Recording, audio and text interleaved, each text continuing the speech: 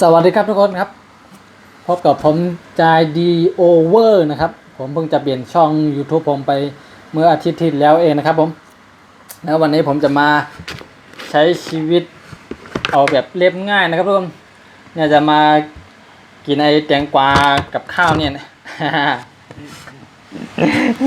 นี่นะข้าวนะอันนี้ก็จะเป็นพริกเกลือครับทุกคน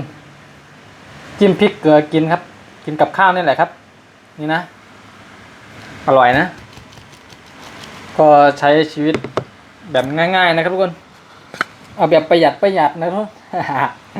อันนี้ข้าวนะจะกินให้หมดนะนี่นะจะไม่จัดต่อเลยนะคลิปนี้นะจะไม่จัดต่อนะฮะจะหาว่ามันไม่ใช่อ่ะ เนี่ยมึงลองจิ้มแบบนี้ด้วย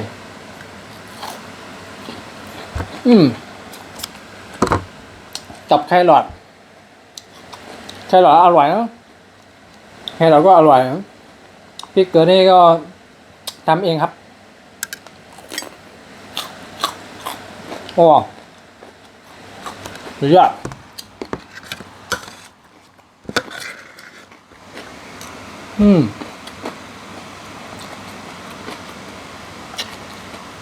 อร่อยครับพริกเกลือนี่ถ้าจิ้มมะม่วงโอ้ยคงจะแซ่บมากเลยนะตอนนี้มันเป็นตอนเย็นแล้วไงถ้าเป็นตอนกลางวันนั้นอาจจะอร่อยนะนี่มะม่วงเนี่ยกับข้าวแบบง่ายๆนะทุกคน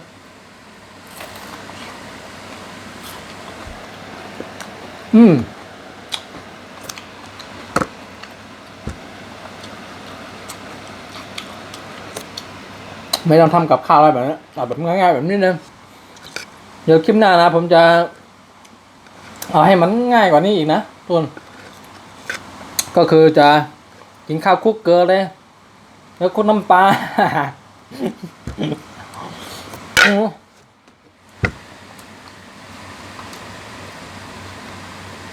แซ่บอ่ะว้า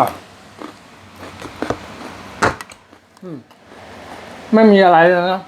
มันร้อนเลยนะเนี่ยแซ่บเดี๋ยวอันนี้ไม่เผ็ดผมปรุงแบบไม่เผ็ดเกินผมกินไม่ไหวครับ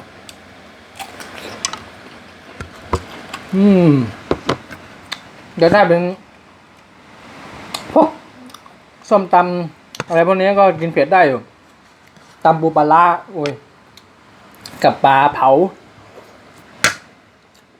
คงจะเข้ากันทีเดียวเดี๋ยวไว้ว่ากันหน้าเดี๋ยวกินโชว์นะครับลุง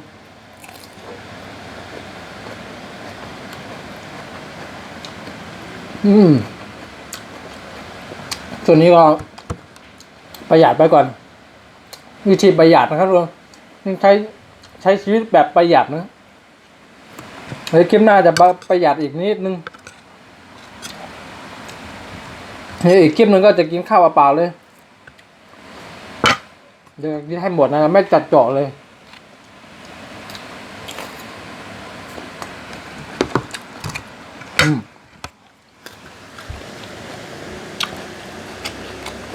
จะหาว่าจัดเจาะ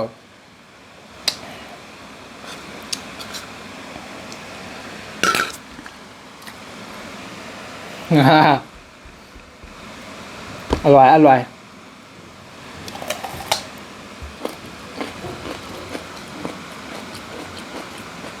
อันนี้แม่บอกด้วยนะ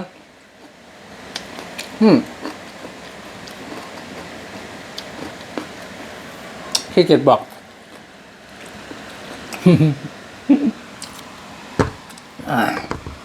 อร่อยแซ่บใ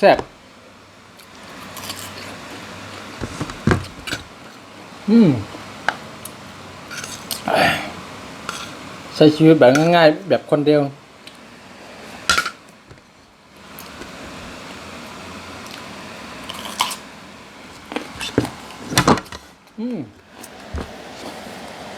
ที่เกลือนี่เนาะ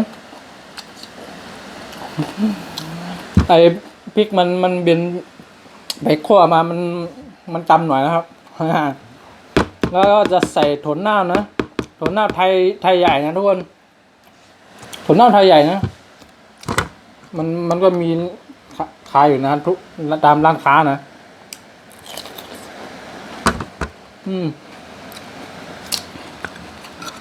ใครอยากกินบอกมาเลยครับคอมเมนต์มาเลยเดี๋ยวผมจัดให้นะครับทุกคน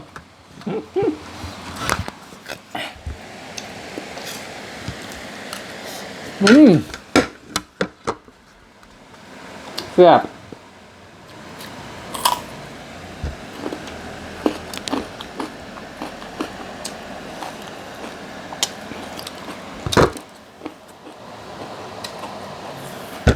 ข้างหลังอาจจะลกไปหน่อยนะครับทุกคนกินเสร็จต้องมาเล่นเกมต่อถ้าใครอยากดูผมเล่นเกมก็เข้าไปดูในเพจผมได้นะครับทุกคนเพจใจดีเกมเมอร์นะครับทุกคนอันนี้จะเป็นใจดีโอเวอร์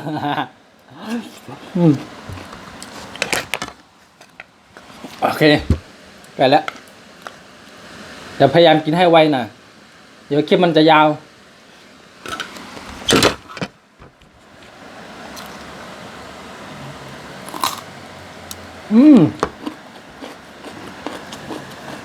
แก้ว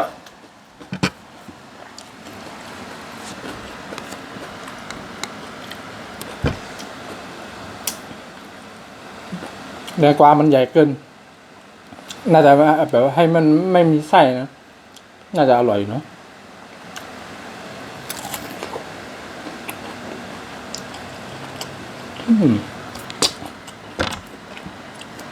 เนี่ยใช้ชีวิตแบบประหยัดง่ายๆแค่นี้กินได้2 มื้อแล้วเนี่ย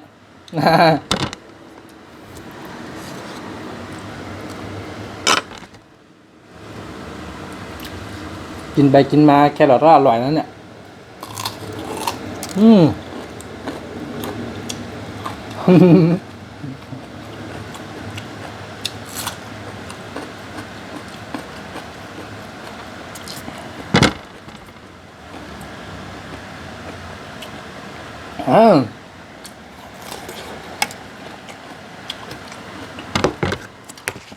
เอาละข้ามหมดแล้วนะทุกคน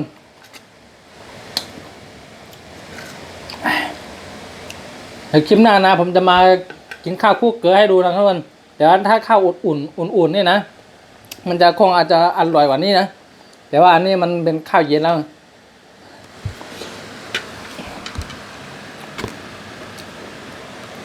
ขนาดข้าวเย็นยังอร่อยนะ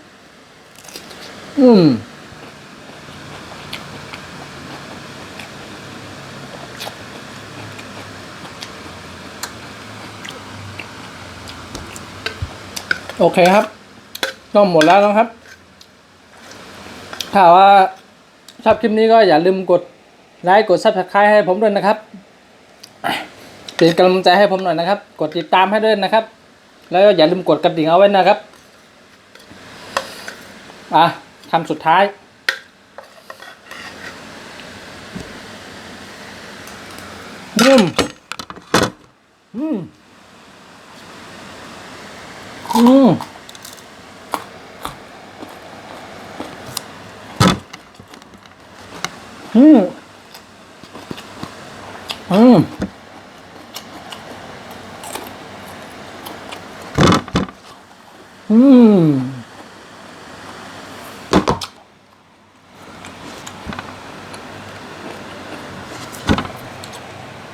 โอเคครับ